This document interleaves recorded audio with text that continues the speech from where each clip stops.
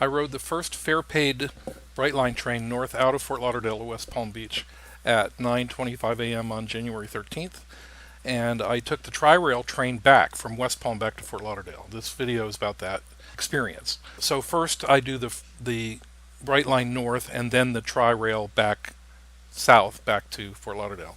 I do updates on the Brightline train at least once a week, so if you want to follow along, subscribe and turn on notifications.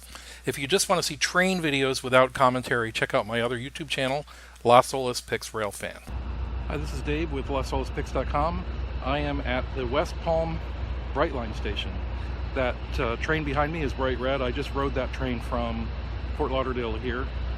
Very, very nice ride, very comfortable. I rode in the select coach, which is $15, and it's bigger, more comfortable seats than the regular cars. The select coach is 3 seats across. I sat on the side that only has 1 seat by itself, which is a fold-down tray table. That's really solid, nice working space. You can either get a single seat or 2 seats together, and you can get 4 seats with facing each other with a table in between. This is a really nice train ride. This station, the West Palm station, is basically a carbon copy of the station in Fort Lauderdale.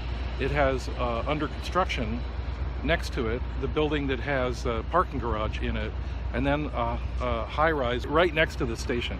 So if you live in those apartments, you don't even need an umbrella. You can walk across the street and get on the train and be in downtown Fort Lauderdale or downtown Miami.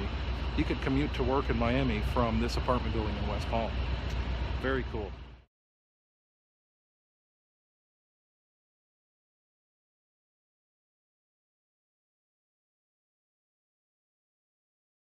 I finally am boarding a Brightline train. I'm in the station on the escalator on my way to the 2nd floor. The train's leaving in about 20 minutes. I'm on the first train to leave the Fort Lauderdale station going north. This train did come down from West Palm full of passengers, so I'll be on the second paying train, but the first train from Fort Lauderdale going north. This station is actually a lot more like an airport than a train station. The security is a lot easier than an airport, though. You don't have to take your shoes off or anything like that. There is some Brightline merchandise and snacks and coffee. There's a espresso bar, and then there's snacks and drinks, and just kind of like the same kind of little concession bar that you see in airports all the time. The seating area is actually really nice. There's different areas to relax while you're waiting for the train, and there's work areas with plugs and USB ports. There's Wi-Fi everywhere. Very, very comfortable. There's play areas for the kids. Looks just like this at both ends. There's this bright kids thing.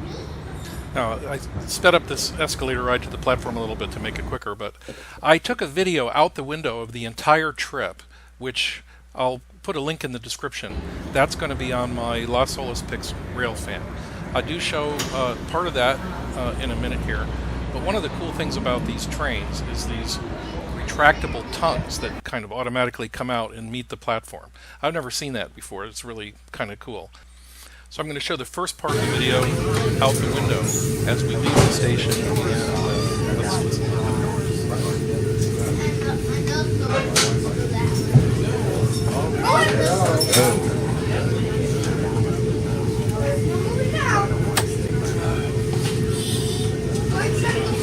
Welcome to Brightline. Please take a moment to familiarize yourself with the information booklet in your seat back pocket. Inside, you'll find safety and emergency exit information, as well as a list of onboard amenities. Snacks and beverages will be served and are available for purchase for guests in our smart coach and complimentary for those riding in Select. Thank you, and enjoy the ride. So this actually feels more like an airplane, but it is very, very, very smooth ride and easy to work. There's a little flip tray, and then there's a bigger tray that can come down. This is in the select coach. I didn't actually look at what the trays are like in the regular coach, but I'm sure they're pretty similar. So if you want to see the entire video, it's a 35-minute trip out the window, end to end. Check it out on my Railfan channel. Now, when we get to West Palm, the station, the Brightline station, is right next to CityPlace, which is really nice shops, restaurants, and there's a movie theater. And I had lunch at CityPlace, and then I walked over to the Tri-Rail train. I did notice these signs all around the area that they're planning some additional development around here. This is adjacent to CityPlace. Now, the walk to Tri-Rail took about 10 minutes, maybe less. It's a rather, not a very pleasant walk because there's absolutely nothing along the way. Right next to the Tri-Rail station there is a courthouse, but otherwise there's really not much here. Your food choice is basically this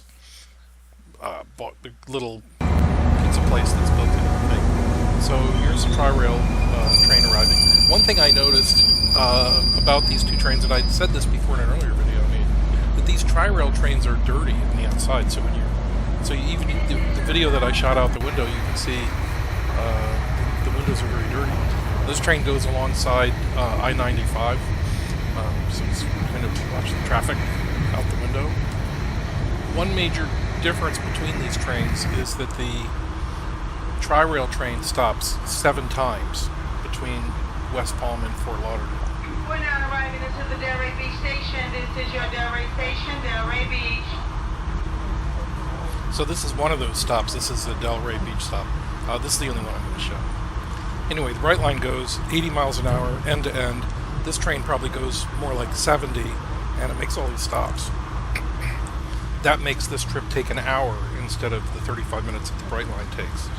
Also, this feels much more like a bus, public transportation type thing, than the Brightline, which feels a lot more like a really slick, maybe corporate jet. I come away with the understanding that these two trains, they're parallel trains just a couple of miles apart. This is your southbound train to Miami Airport, southbound train. All aboard Delray for southbound train. Are serving completely different purposes and different audiences. The Tri-Rail is a much higher density train, packs more people in, there's double-decker cars, there's more cars. The Brightline is a much more comfortable ride, but it costs twice as much. And the $10 price on the Brightline is an introductory price. We don't know what the fare is going to be eventually. The other thing is that the Tri-Rail train, because it does all these stops, it's convenient for a lot more people than the Brightline. More people live close to a Tri-Rail station. Last call, Delray Beach for southbound train. Last and final call. Watch your steps and clear the closing doors. So the Brightline's going to attract a more affluent, more business following, and commuters who live in the city center and work in the city center of one of the other cities on the line. I'm struck by how close the courthouses are in Miami to the Miami station. There's courthouses close to all 3 of these stations, in fact. And there's also residential apartments all around these things. And the corporation, the Brightline Corporation, owns these commercial and residential properties at each station. So the financial viability of the train is not based only on fare-paying passengers. It's also the synergy and the ecosystem that's built around these stations. Anyway, hope you enjoyed this. Subscribe to my channel if you want to follow the Brightline, the progress of the Brightline. So upcoming videos will include taking a look at safety and noise and opposition and financial viability. Anyway, hope you enjoyed this.